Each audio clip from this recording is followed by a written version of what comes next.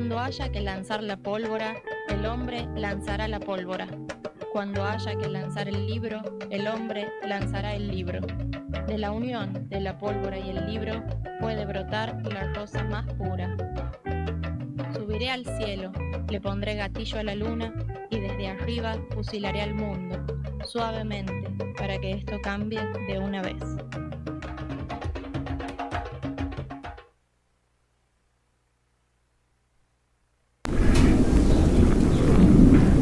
Y no me pongo un pelo a la tradición judeo-cristiana profética de los 3 primeros siglos, que era la que Marx, Engels, Kautsky y todos los socialistas admiraron. Ellos decían, los primeros cristianos fueron los primeros socialistas contra el imperio. En el siglo IV, Constantino, al ver tan numerosos los cristianos, les da la libertad. Y Teodosio lo hace el fundamento del imperio. Lo invierte en el cristianismo. Porque de estar en contra del Estado esclavista, ahora el fundamento del Estado esclavista. Y ahora justifica al esclavo. Y el esclavo puede decir, Cristo me está justificando que yo sea esclavo. Esa fue la primera inversión. La segunda inversión se cumple con España en el siglo XVI. Esa cultura cristiana latino-germánica que es Europa, no Bizancio, con España y el mundo colonial se hace centro del sistema mundo capitalista. Y ahora una nación que se fundaba desde Carlomagno y todo en el cristianismo, ahora el cristianismo funda a las metrópolis coloniales. Es mucho peor que antes, esa es la modernidad. Y entonces el cristianismo ahora de pronto justifica el colonialismo contra la China, que no fue colonia, pero la India, el África y América Latina. Y América Latina es una contradicción. Somos un país cristiano, colonia y explotado por otro país cristiano, que es la cristiandad. Pero nosotros no es una cristiandad colonial, no tiene cabeza. Somos cristianos, pero en nombre del cristianismo justificamos la dominación de los cristianos sobre los indígenas.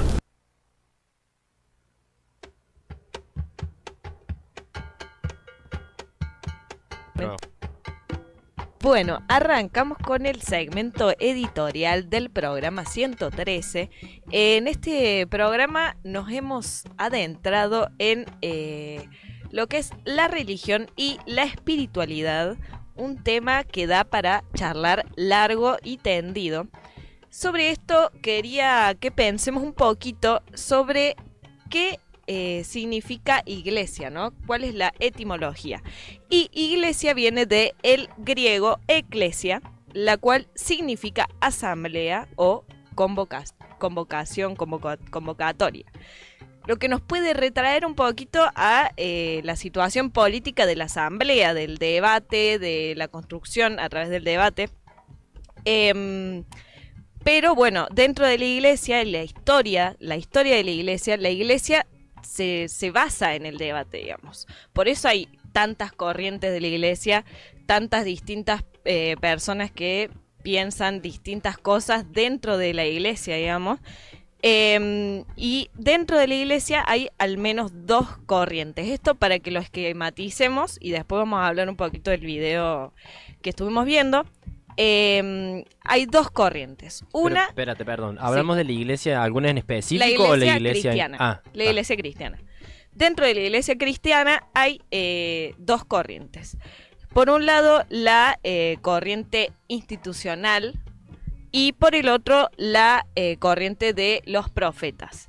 La de la institucionalidad se atiene al tema de las jerarquías, a las estructuras, a la construcción de esta iglesia sólida, pero que a la vez es lenta, porque dentro de la iglesia no debemos olvidar que hay de todo. Hay personas muy estudiosas y hay personas que se dedican, no sé, ponerle al derecho, a la justicia, y tienen su propia justicia dentro de la iglesia católica en el Vaticano. Entonces, Bueno, esta corriente se atiene más a la institucionalidad. Y hay otra corriente que es la corriente de los profetas. Los institucionalistas le reclaman a los profetas, porque los profetas, bueno, primero vamos a hablar de quiénes son los profetas. Los profetas ven la religión como una forma de vida, un sentir, porque bueno, al fin de cuentas Cristo era un profeta, digamos. Para ellos la religión se transmite a través de no se transmite a través de normas como los institucionalistas, sino que es a través de el profeta, que sería un profeta que tiene carisma y que transmite la religión, bueno, a través de hablar con la gente, estar en contacto con la población, digamos.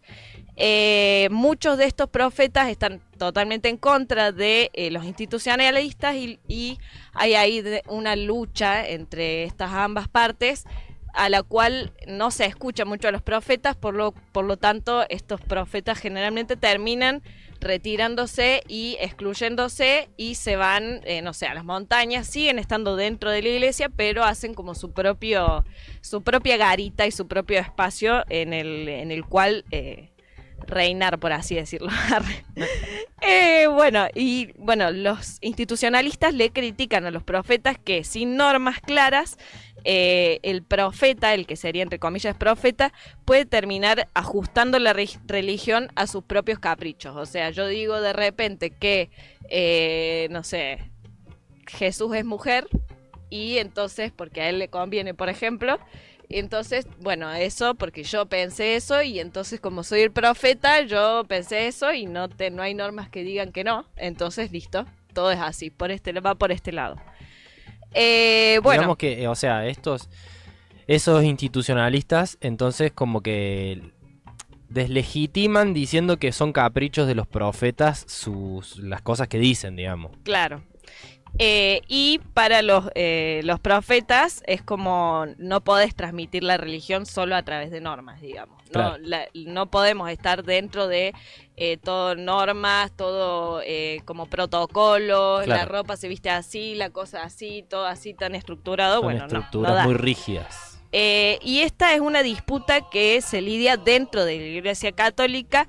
Y es una disputa que no se reconoce a viva voz, digamos. Es algo que no lo dicen, no lo comentan, porque están todos dentro de la misma iglesia. Entonces, no quieren decir que dentro de la iglesia hay debates. Claro. Y sí existen los debates y son necesarios esos debates para repensarse y repensarnos. Ahí la Elo quiere comentar algo, a ver. Sí, no se me va a ver en este momento porque, bueno, como habíamos dicho al principio, nuestra cámara sufrió unos desperfectos técnicos, pero no, quería pedirte, Cande, que nos ubiques en el mapa cronológico. ¿En qué época se daban estas discusiones hacia adentro? Hasta el día de hoy, digamos. No es que hay una época específica, se da hasta el día de hoy y desde 1960, si mal no me equivoco. Pero bueno, ahora si quieren podemos empezar a charlar acerca de lo del video. Claro, no, lo que les iba a comentar un poquito, que en esto que nosotros hemos estado discutiendo e investigando muchísimo en este tiempo para preparar este programa, vimos que hay un quiebre, un quiebre clave en el momento, en los 60, alrededor de entre el 62 y el 65, en que la Iglesia Católica Apostólica Romana renueva su liturgia y renueva su encíclica y demás, que lo que hace es cambiar el paradigma de cómo piensa la religión, la Iglesia Católica o la evangelización, la prédica a las personas, y ahí se inicia como una nueva división, una nueva grieta entre, bueno, los sacerdotes o los sacerdotes preconciliares y los sacerdotes posconciliares, que se adscriben o no adscriben a ese concilio que se promulgó en el 65 más o menos, ¿no? Y eso también es otro quiebre que es clave para entender al día de hoy cómo funcionan las tendencias hacia las corrientes políticas hacia adentro de la iglesia.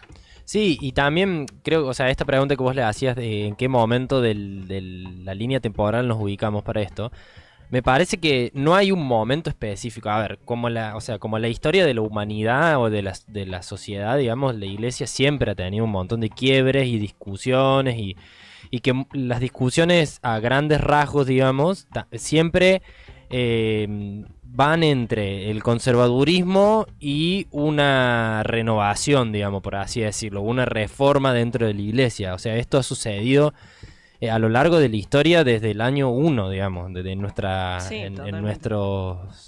calendarios occidentales, digamos, desde el año 1 que están estas discusiones. Algo de lo que Dussel hablaba recién en el videito que veíamos, me parecía interesante cómo, bueno, Dussel plantea en esa entrevista, y bueno, tiene un montón de escritos, tiene libros escritos sobre esto, sobre como la raíz semita de Marx y cómo la familia de Marx era judía y como que él hablaba que no había una contradicción en el pensamiento marxista y el cristianismo.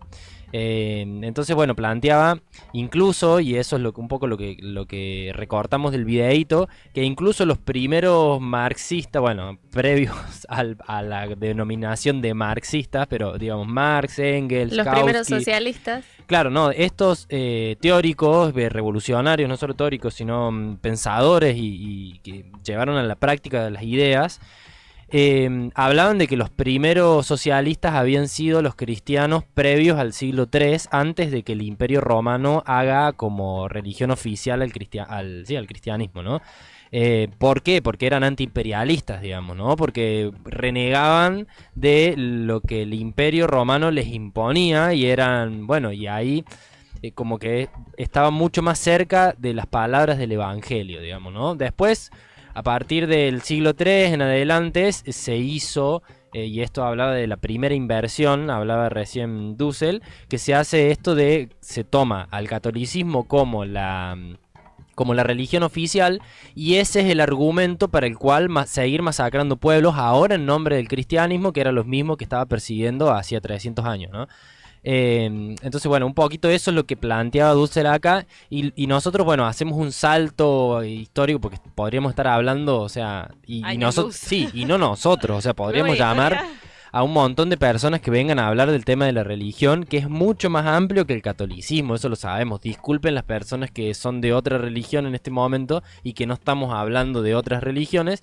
No, pero más adelante vamos a hablar un poco. O sea, este tema da para hablar un montón. Nosotros queríamos hacer pequeños recortes y tratar de unir ciertas luchas, digamos, ¿no? Y cómo los contextos hacen que también aparezcan opciones dentro de espacios que han sido ultraconservadores o ultra reaccionarios, de que aparezcan militantes, dígase curas, sacerdotes, que han tomado la opción de la liberación y que se han autopercibido revolucionarios y que han llevado la causa revolucionaria adelante y han muerto llevando adelante la práctica revolucionaria.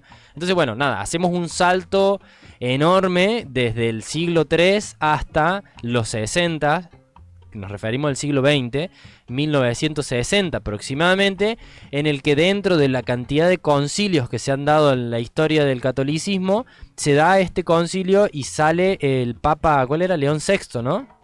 Paulo VI, que viene como con otra cabeza. Estamos hablando de los 60, o sea, ya había sucedido las guerras, ya habían sucedido las oleadas, la primera oleada revolucionaria, digamos, el comunismo ya estaba siendo en la práctica, el socialismo real ya existía, y como que la iglesia intenta adecuarse un poco a la situación y a las exigencias que la clase obrera estaba llevando adelante fundamentalmente en Europa. Y ahí se dan estas discusiones y viene este Pablo VI y viene a cambiar un poco el paradigma de la iglesia y da pie y da lugar a un montón de curas desde distintas partes del mundo a agarrarse de ahí, profundizar esta línea, ¿no? Claro que combinaste, no es que te equivocaste, sino que combinaste los dos papas. Al que le sigue. No, el anterior. El el primero anterior. fue León XXIII, que inició estos discursos a nivel público y que empezó estos procesos de encuentros entre obispos Claro, les da un lugar en la iglesia, porque tal todas estas cual. discusiones se estaban teniendo afuera. Pero él fallece en el medio. Claro. Entonces después asume Pablo VI diciendo, bueno, ahora voy a continuar esta tarea. Claro. Y él es el que, con él, digamos, bajo su papado, digamos, es que sale a la luz este concilio. Claro, yo vengo un poco de la idea, la iglesia es una institución, como tantas otras, muy poderosas, digamos, estamos hablando de una institución fundamental en la construcción de poder a lo largo y ancho del planeta, que vienen como a ponerle nombre, o sea, desde la institución se le pone nombre a algo que está sucediendo abajo generalmente. Por eso me parecía importante remarcar que no ha sido, seguramente, no ha sido ¿cómo me decís que se llama? León XXIII, no ha sido él que empezó y sembró esta semilla. Seguramente ha dado respuesta a una situación política y social que se estaba dando, que era una exigencia de una transformación radical de la sociedad y de acabar con el capitalismo en ese momento. Por ende, exacerba valores de humanismo, de igualdad, que están y que se pueden, o sea, si uno lee la Biblia, uno lee el Evangelio, hay un montón de los valores de los que hablaba Jesucristo, digamos, que están totalmente ligados a los valores de transformación social que nosotros, o sea, hoy, 2025, seguimos sosteniendo, pero que en ese momento, en los 60, 70, no solamente se sostenían, sino que se luchaba, y se luchaba de manera muy organizada, muy seria, desde distintas fracciones sociales, que la iglesia no fue la excepción.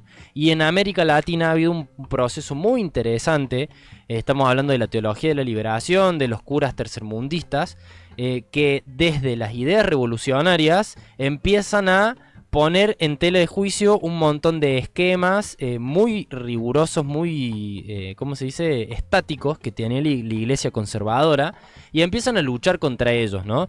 En eso podemos nombrar a cantidad de ejemplos. Los más cercanos, y que seguramente vamos a ver algún videíto, es del padre Carlos Mujica. También tenemos algunos audios de Camilo Torres, que fue quien para mí ha sido el que más profundo llevó su pensamiento, que le llaman el cura guerrillero.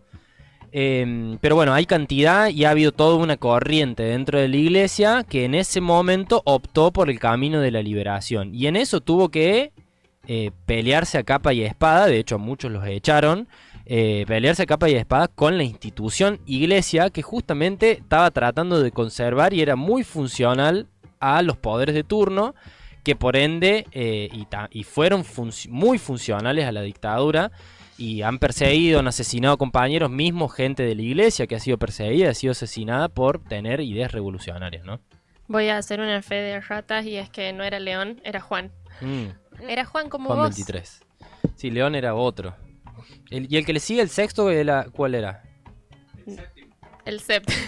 No, después de Juan 23 venía el... Después de Juan 23 seguía Pablo VI. Pablo VI. Así es. Y ahora tenemos a un León XIV. Ese es León XIV. Bueno, bien. Bueno, hay que resaltar esto de que la teología de la liberación surge en Latinoamérica, digamos. Claro. Y a ver, hay que pensar también, ver la iglesia católica desde los ojos de los europeos, digamos. O sea, la iglesia católica está en Europa. No le podés pedir a la iglesia católica que piense los problemas que suceden en Argentina o en América Latina, pero sí estas personas, estos curas, empezaron a pensar las problemáticas de su pueblo y de las personas con quienes ellos se codiaban. A ver, Laelo quiere decir algo. Podemos ver el video del concilio de Pablo VI, si les parece, así Dale. seguimos sobre el tema. En el apartado 23, el Papa advierte: la propiedad privada no constituye para nadie un derecho incondicional y absoluto. No hay ninguna razón para reservarse en uso exclusivo lo que supera la propia necesidad, cuando a los demás les falta lo necesario.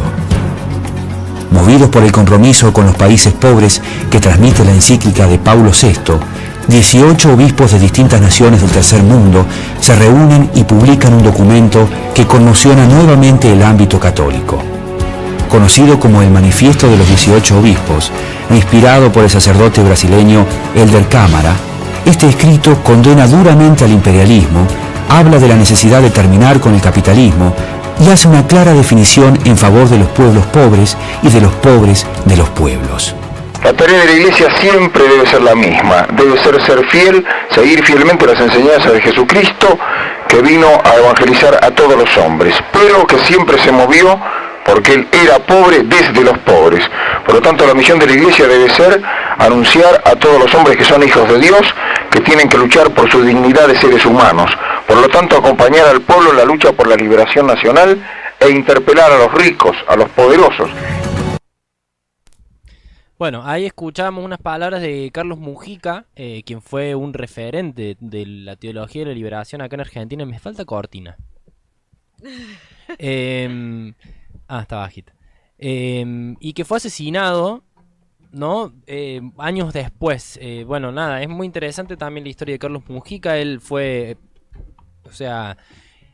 iba por el socialismo, digamos, ¿no? Y pensaba, como muchas personas en ese momento pensaron, que Perón venía a representar, él era el líder que iba a conducir a la clase trabajadora al poder, y que cuando retorne Perón del exilio, entonces iban a estar los muchachos peronistas y las muchachas ahí sosteniendo, y que se iba a hacer una transformación social muy radical, camino rumbo al socialismo, con la figura del general Perón. Bueno, la historia después nos demostró de que así no fue. Perón vuelve del exilio, es recibido en la plaza por todo el movimiento tan heterogéneo, y bueno, las facciones más de izquierda que estaban convencidos en que Perón representaba ese cambio, son, bueno, en ese momento echados de la plaza, pero es un símbolo y da un viraje y nada, aclara cuál es la dirección por lo menos de ese momento del peronismo. Y bueno, entre un montón de cosas trágicas que suceden, en la creación de la AAA, y bueno, y es la AAA quien termina asesinando a Carlos Mujica, ¿no? A eso iba, digo, la figura que estábamos escuchando recién, que fue fundamental y clave en la historia de la teología de la liberación, que nos parece un proceso interesantísimo y que la verdad que nos pensamos, y en un rato vamos a estar charlando con Guillermo, quien es cura, vamos a estar charlando también de qué vigencia tiene, y esto que escuchábamos recién, en el que se ponían en tela de juicio el tema de la propiedad privada, y que decían que en ninguna parte de la iglesia se habla de que la propiedad privada es algo que lo tenemos por derecho divino, digamos. Esas discusiones siguen, desde mi punto de vista, y ahí va mi opinión, siguen siendo totalmente vigentes hoy, digamos. Las condiciones sociales no han cambiado en lo absoluto como para que eso no sea vigente, ¿no? Claro, algo que Mujica decía incluso desde el principio es que si bien él se asociaba con el peronismo en ese momento de fervor revolucionario, donde, bueno, muchas personas se organizaron en distintos espacios de acuerdo a distintas convicciones y horizontes, pero con un horizonte similar, y él se asoció al peronismo. Incluso ahí él era absolutamente crítico, o sea, él no era seguidor de Perón, él era seguidor de un movimiento que estaba moviendo a las masas hacia un horizonte socialista, hacia un horizonte común, ¿no? Y que hay otro videíto cortito que si quieren lo pasamos en este momento, en donde eso se deja bien expresado. En mayo de 1969 se realiza en la localidad de Colonia Carolla, Córdoba, el segundo encuentro nacional en el que participan 80 sacerdotes de 27 diócesis. Al finalizar las reuniones se aprueba el documento Coincidencias Básicas, en el que se hace referencia explícita a la necesidad de un urgente proceso de cambio revolucionario desde las bases. También se formaliza el rechazo al sistema capitalista para marchar en búsqueda de un socialismo latinoamericano que promueva el advenimiento del hombre nuevo. Esta declaración representa un abierto desafío a la orden de Monseñor Aramburu. En primer lugar, pienso que la palabra patrón y opresor significa lo mismo. En el sistema capitalista, el ser patrón o el ser empresario necesariamente supone la condición de opresor, porque la estructura de la empresa en el sistema capitalista se basa en la explotación del hombre por el hombre. De modo que, así ese patrón se llame peronista o se llame cristiano, lo que fuere, en la medida en que a mí me oprime, yo tengo el deber de luchar no contra él, sino por mi liberación. Yo tengo que sacarle el pie que él me pone encima a mí, no por odio a él, por amor a él. porque a él le hace mal oprimirme y a mí me hace mal que él me oprima.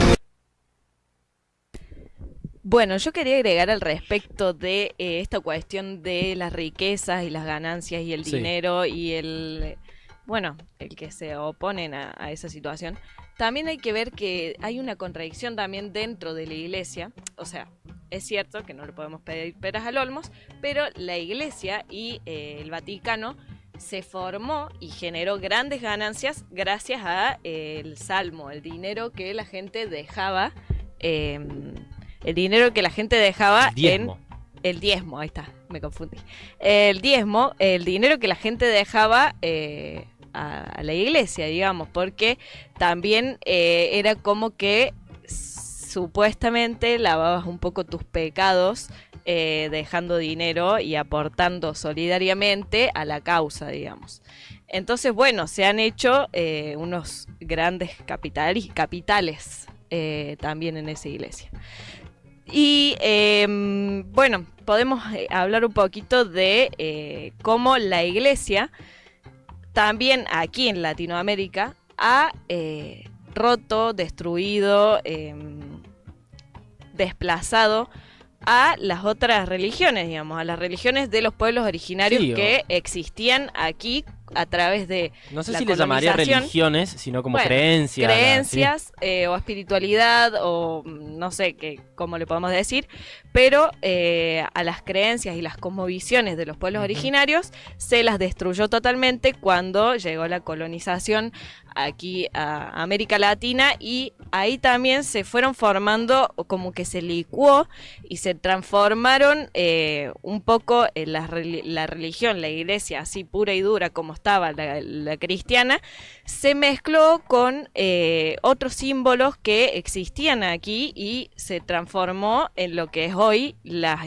iglesias en Latinoamérica, digamos. Como quien dice, se sincretizaron, ¿no? ¿Es válido el término, Elo? Yo me metí el sincretismo. Es válido el término. Igual, bueno, también hay algunas discusiones en torno a eso, porque el sincretismo plantea como que hay una fusión quizás armoniosa, o que hay dos cosas que se mezclan y surge una nueva, como desde otra perspectiva, y hay gente que discute ese término y plantea que en realidad la mezcla esta sucede por el intento de supervivencia, por la lucha por la supervivencia de estas cosmovisiones que estaban en estos lugares, las cosmovisiones indígenas, las prácticas rituales y creencias y demás, que no se han dejado suprimir, no se han dejado licuar, ni destruir, ni eliminar por completo, sino que han sabido permanecer y atravesar por los huecos que dejaba esta cultura dominante, esta religión dominante,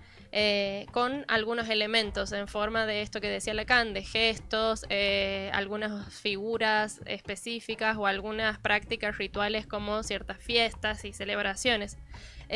A eso Rodolfo Kusch, que es como un intelectual muy zarpado, que les invito a leer siempre, le llama fagocitación, que bueno, es más o menos la definición de lo que acabo de decir.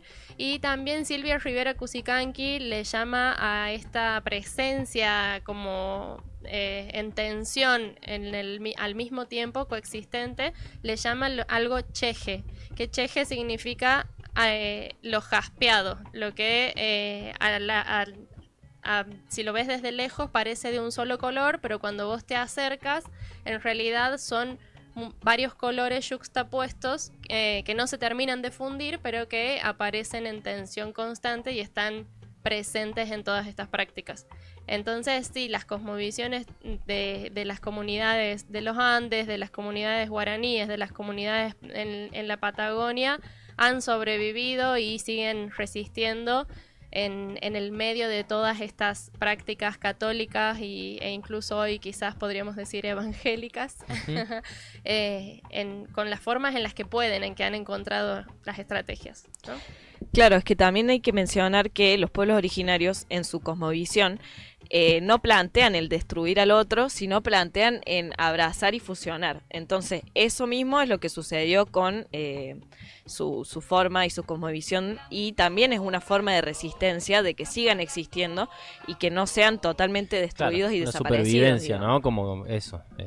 Claro, como que también era como un momento en el que se habían puesto totalmente la gorra los colonizadores, y era como que o te convertís o te morís, digamos. Claro. Entonces era como, bueno, me convierto, pero sigo creyendo en, no sé, la Pachamama, no sé, claro, específicamente exacto un ejemplo, pero seguían teniendo sus raíces, digamos, muy cercanas. Y para dar ahí antes que le dé la palabra al Juliano, para también ir uniendo con lo que veníamos hablando antes, en el primer fragmentito de Dussel también habla como la segunda inversión de valores y esto mismo del colonialismo en América. Y esto, como en nombre del cristianismo, vamos y exterminamos a otras creencias, a otras poblaciones, y después esas poblaciones en nombre del cristianismo se reproducen para sobrevivir, ¿no? Bueno, ahí hay una cuestión muy compleja para debatir. Sí, sobre eso me llamaba un poco la atención, que sería importante mencionar, digamos, cómo nuestra Constitución, ¿no? Adopta, digamos, una posición muy clara al respecto, ¿no? Nos adoptamos como católicos dentro de ella, y luego de eso dice que respetamos las otras religiones y creencias, digamos, pero el gobierno adopta una creencia. Y quería leer un pedacito de un libro de Moira Milian, Terricidio, que habla un poco de esto y dice: creo en el diálogo con la naturaleza y en el vínculo con los animales, con la montaña, el bosque y la selva, el desierto, todos sus elementos y los pungen, las fuerzas vitales. Así me ha enseñado mi pueblo, así vivo mis días. Tenemos la certeza que nuestra lucha primero es espiritual y luego política. En esa lucha la tierra es nuestra principal aliada antes de que nosotras la defendamos. Ella quiere defendernos, solo tenemos que volver a conectarnos. Por eso, al mismo tiempo que aumenta la persecución mediante los dispositivos estatales, la espiritualidad florece como forma de resistencia indígena gracias al esfuerzo realizado por nuestros mayores y mayoras que nos enseñan el camino para recuperar el diálogo con la Mapu, la Pacha, a través de las repercusiones territoriales. Bueno, continúa el capítulo, pero un poco... plantea como ahí su lucha primero es espiritual y luego es política, justamente por cómo se acecha de esa manera las creencias, digamos, ¿no? Estamos hablando de un libro de una compañera mapuche, ¿verdad? Sí, Terricidio es el libro, Moira Milian, está buenísimo. Bueno, como para ir cerrando este segmento, ahora les comento también a la audiencia que vamos a tener una entrevista en instantes nada más con Guillermo Fernández Beret, cura integrante de la Opción por los Pobres, en el que vamos a estar charlando también sobre esta otra mirada de la religión, de la iglesia y del catolicismo. Pero me quería ir recomendando un libro también que nos lo recomiendo. Yo la verdad no lo he leído, y a partir de esta discusión y de esta charla que estamos teniendo me dan muchas ganas de ir a casa a leerlo, que es Las conversaciones de Fray Beto con Fidel. Hay un libro que es Fidel y la religión, y es una conversación que trasciende en los tiempos, y es eso, conversaciones que ha tenido el Fray Beto con Fidel Castro, en el que están charlando de todos de estos temas de la religión, el lugar que tiene en la revolución y demás. Nos vamos a ir escuchando un fragmentito de Camilo Torres. ¿Vos querías decir algo más, Cande? Estamos bien. Bien, entonces vamos a escuchar unos fragmentos de audio de Camilo Torres, que fue asesinado, no recuerdo, creo que fue en el 1966, cuando él deja la iglesia y se suma al Ejército de Liberación Nacional de Colombia, y bueno, en uno de sus combates cae en combate. Lo que me hace fundamentalmente sacerdote es hacer que mis hermanos se hablen entre sí en una forma eficaz, y yo creo que la eficacia del amor no se logra sino con la revolución. Yo creo sinceramente que entre el marxismo y el cristianismo hay una serie de puntos comunes, tanto desde el punto de vista económico, social y político, como aún desde el punto de vista filosófico.